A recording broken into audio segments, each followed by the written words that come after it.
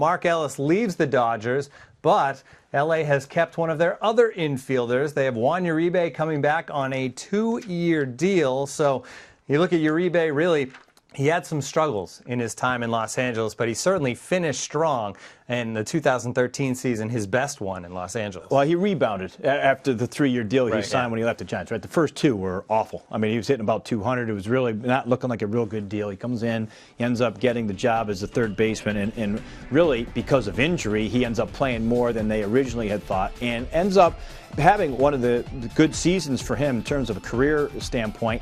And he's been a clutch hitter over his career. You know, the numbers may not bear them out when you look at his batting average with runners in the scoring position, but remember the home run he hit against the Braves in the DS that ended up being the deciding home run.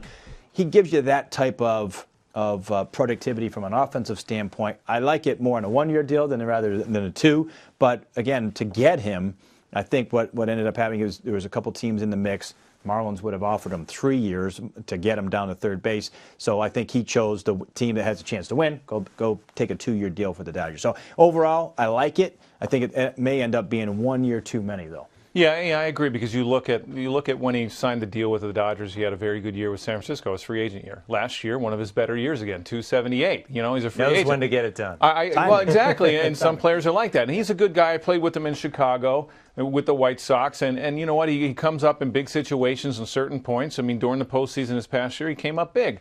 But I think you always have to watch a player like this when they have good free agent years. And all of a sudden, I was glad that the Dodgers didn't go to a 3rd year, because then all of a sudden he gets complacent again. You know, he shows up when he wants. You know, the players are like that. I mean, this isn't a knock on him, but sometimes it's like that.